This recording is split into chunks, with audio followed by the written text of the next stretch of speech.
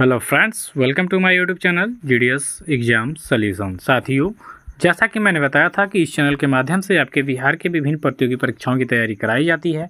तो अभी हम बिहार एसएससी 10+2 जो इंटर लेवल की वैकेंसी है, इसके लिए हम लोग देख रहे हैं टॉप इम्पोर्टेंट क्वेश्चन को। तो ये सेट में आपको बिहार राज्य से जीके क्वेश्चन देखने को मिलेंगे। तो शुरू से बेसिक से बिल्कुल बेसिक से क्वेश्चन को स्टार्ट करेंगे हम लोग, और इसको हम टॉप 50 के अंतर्गत ले जाएंगे और फिर टॉप 50 2 पार्ट में आ जाएगा। ठीक है, तो चलिए, वीडियो पसंद आए तो लाइक कमेंट शेयर करिएगा, चैनल को सपोर्ट करिएगा। स्टार्ट करेंगे पहले क्वेश्चन से कि बिहार राज्य की राजधानी का नाम बताना है आपको। तो साथियों, बिहार राज्य की राजधानी का नाम है पटना। ठीक है, उसके बाद से क्वेश्चन कि बिहार राज्य की स्थापना कब हुई थी। तो बिहार राज्य की स्थापना हुई थी आपका 22 मार्च 1912 को। ठीक है, तो यहाँ पे आपका क्वेश्चन देखिए, ये दोनों काफ़ी ज़्यादा इंपॉर्टेंट है। देखिए, देखने में इजी है, लेकिन हम लोग को बेसिक से क्वेश्चन देखना है। तो बिल्कुल शुरू से हम लोग देखेंगे, बिहार के राजकीय फूल का नाम बताना है आपको। तो ये आपका गेंदा हो जाएगा। गेंदा को बिहार का राजकीय फूल के रूप में जाना जाता है। नेक्स्ट है कि बिहार की राजकीय नदी कौन सी हो जाएगी। तो यहाँ पे हम बताएंगे गंगा नदी जो है ये आपके बिहार की राजकीय नदी हो जाएगी। ठीक है, देखिए, काफ़ी ज़्यादा इंपॉर्टेंट क्वेश्चन की ये सीरीज है। आप वीडियो के लास्ट तक बने रहेंगे तो आपको सभी क्वेश्चन रिवीजन कर लेने हैं आपके एग्जाम में जो आने वाले हैं। बिहार पुलिस कांस्टेबल में हमारे ओर से जो बैच चलाया गया था उसमें काफ़ी क्वेश्चन फंसे थे।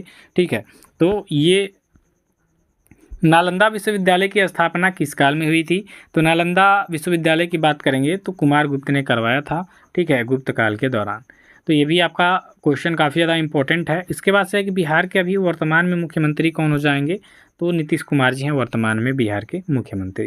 ठीक है, कई बार इधर उधर होते हैं लेकिन मुख्यमंत्री की पोस्ट इनको चाहिए होता है। ठीक है, तो ये हमारे नीतीश कुमार जी हैं, अभी हाल फिलहाल में मुख्यमंत्री बने हुए हैं बिहार के। ठीक है, नेक्स्ट क्वेश्चन की बात करेंगे तो नेक्स्ट क्वेश्चन में आपका कि ज्ञानपीठ पुरस्कार प्राप्त करने वाला बिहार के पहले जो व्यक्ति थे कौन थे। अब देखिए, ज्ञानपीठ पुरस्कार के वजह हम यहाँ पे बात करते हैं तो ज्ञानपीठ पुरस्कार आपका साहित्य के क्षेत्र में दिया जाने वाला बड़ा पुरस्कार है।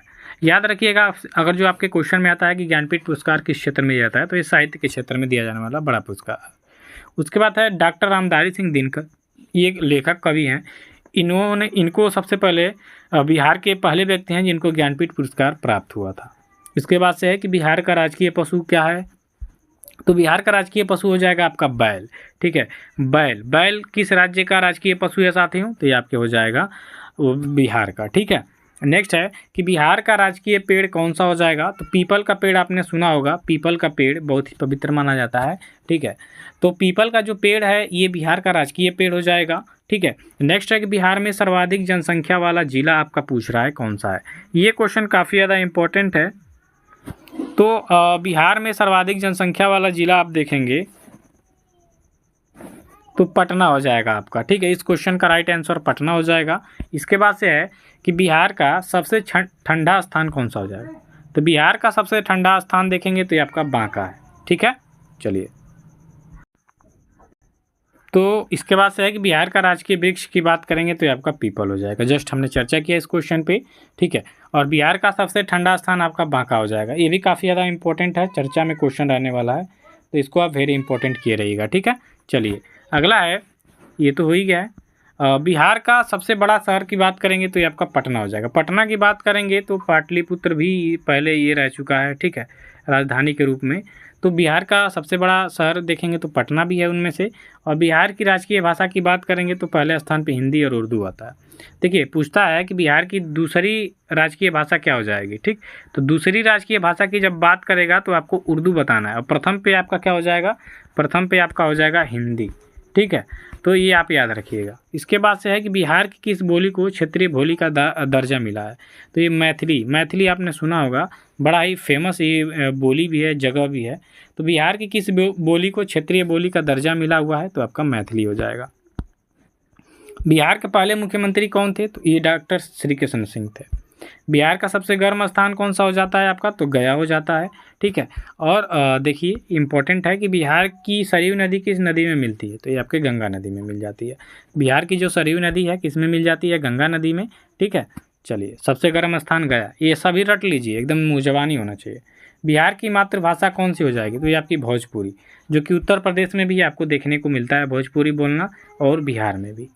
बिहार आपका जो दिवस है कब मनाया जाता है, तो ये आपका मनाया जाता है 22 मार्च को।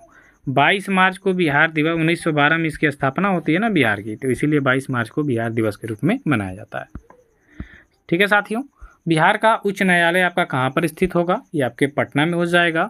और बिहार में शेरशाह का जो मकबरा है ये कहाँ पे स्थित है, तो ये आपके सासाराम में। शेरशाह की बात करेंगे तो इन्होंने बिहार में बड़ा कुछ काम किया, क्योंकि इनका बचपन बिहार में ही बीता था।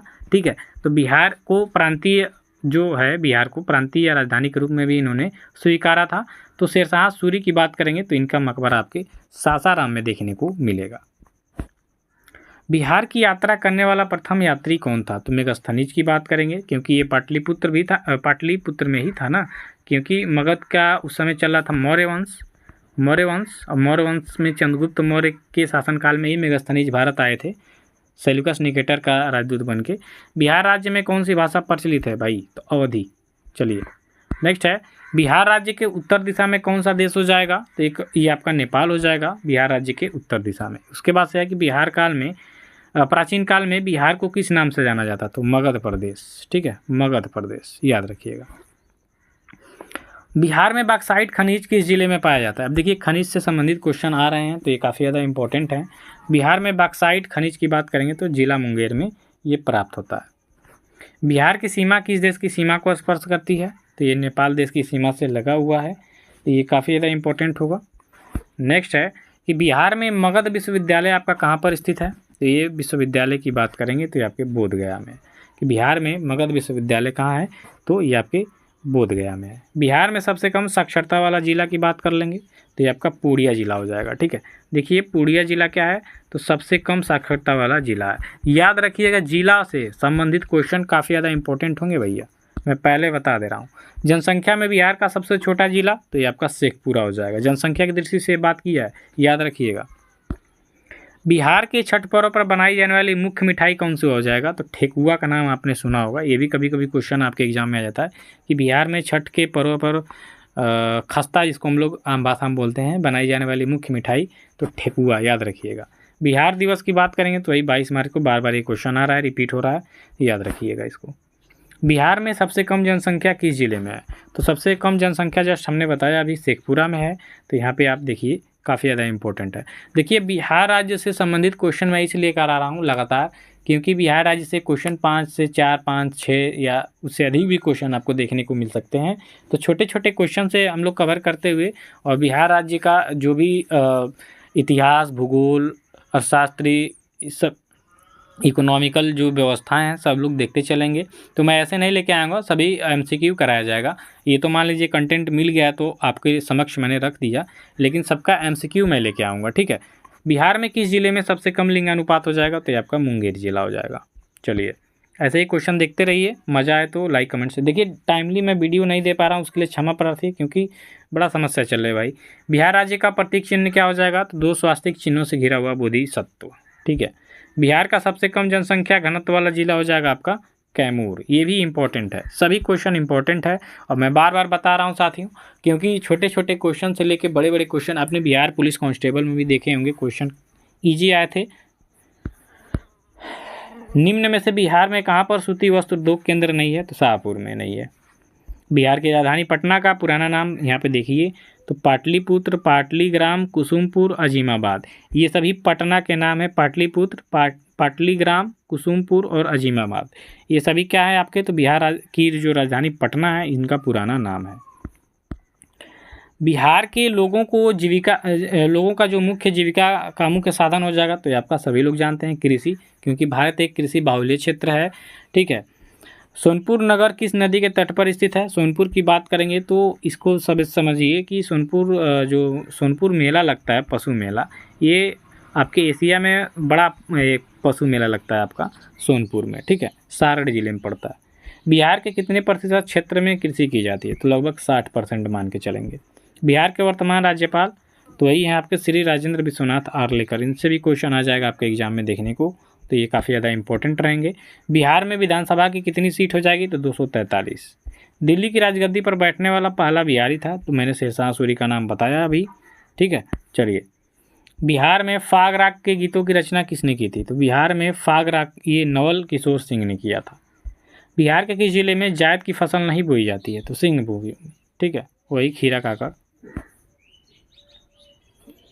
बिहार में सबसे अधिक वर्षा कहाँ होती है? तो किशनगंज में। उसके बाद है कि बिहार का सबसे शिक्षित जिला यानी साक्षरता में सबसे आगे है आपका रोहतास जिला। ये काफ़ी ज़्यादा इंपॉर्टेंट है साथियों। वीडियो अच्छी लगी तो लाइक कमेंट शेयर जरूर करिएगा। पार्ट 2 के लिए आप लोग कमेंट करेंगे।